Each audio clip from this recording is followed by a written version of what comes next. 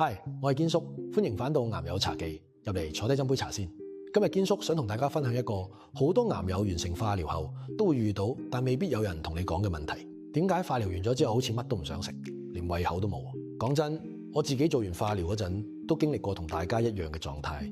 每次覆診返屋企，隔一排都唔覺得肚餓，個胃好似同我作對，食咩都唔想食。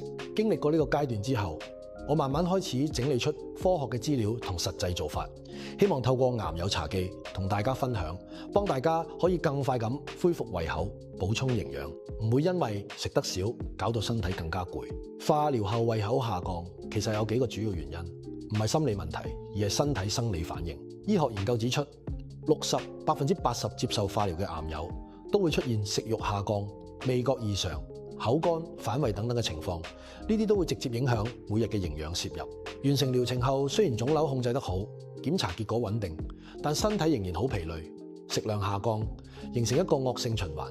唔想食之後又攰，更加冇胃口。所以康復期目標唔係一嚟就食反大餐，而係慢慢重建胃口，穩定營養。開胃小食法1：少食多餐。堅叔我自己試過，化療完第一件事諗住食大餐補充體力，但其實係要分多幾餐，每餐食少少。例如一日5至6餐，每餐只係小份量，但總攝入量其實比你以為嘅3餐大餐更多。資料顯示，分餐法可以減少早飽感，增加總熱量攝入，對消化系統亦溫和。堅叔建議可以咁做：早餐半碗燕麥加牛奶，再加1根香蕉；上午加一份乳酪或果仁；午餐1小碗飯配蛋白質同蔬菜；下午茶食水果或無糖豆漿；晚餐小份量飯菜。睡前如果想食，可以1小杯豆奶或低脂奶。開胃小食法2：餐盤顏色多樣，口味豐富。化療後味覺異常係常見副作用，有啲食物覺得無味，有啲食物會覺得苦。堅叔發現餐盤顏色多、口味多樣，能夠刺激食慾。例如早餐燕麥加幾粒莓果，午餐小碗飯配2款蔬菜，晚餐1碗粥加蛋或豆腐。視覺同口感層次都會提升進食動力。研究指出，視覺同氣味刺激對食慾影響大，尤其係味覺敏感嘅康復期癌友。開胃小食法3：柔軟、溫度適中嘅食物。化療後口腔或咽喉可能敏感，熱食可能刺痛，冷食又可能唔舒服。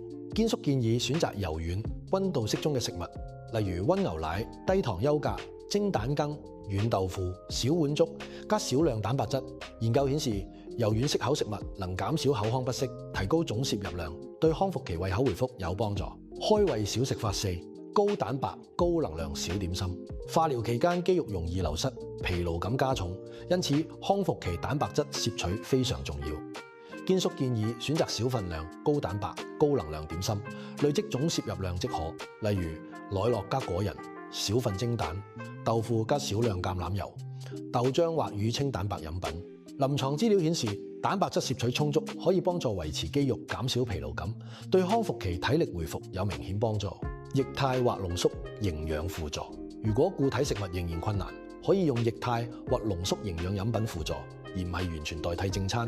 例如滴雞精、雞精、無糖豆漿、蛋白質粉或經醫生確認的褐藻糖膠飲品。目標係提供蛋白質、熱量、微量營養素，而唔係單純追求味道或份量。研究指出，適量高蛋白液體補充有助改善食慾下降，減少肌肉流失。其他實用建議：慢慢恢復胃口，唔需要一次食反大餐，由少量多餐開始，累積總熱量即可。保持水分。化療後口乾、味覺異常、水分不足會降低胃口，可透過無糖茶、豆漿、湯水補水，避免過重口味或過油炸。太濃烈的味道或油炸食物可能增加腸胃負擔，降低胃口。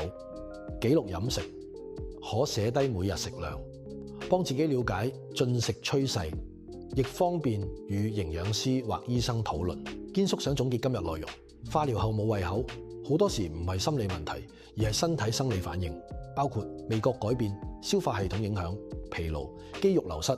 方法唔係逼自己食大餐，而係循序漸進，分多餐、少量，餐盤顏色多、口味多樣、柔軟、溫度適中、高蛋白、高能量小點心，適量液態或濃縮營養輔助。每日慢慢累積，體力會慢慢回復，胃口亦會改善。做完化療嘅康復期，唔需要急住變返以前嗰個自己，慢慢重建胃口，配合飲食、蛋白質、運動同睡眠先係長線康復最重要嘅方向。我係堅叔，呢度係癌友茶記，下次再同大家坐低飲杯茶，記得 comment、like、share， 下次講多啲癌症康復期間真正實用嘅生活技巧。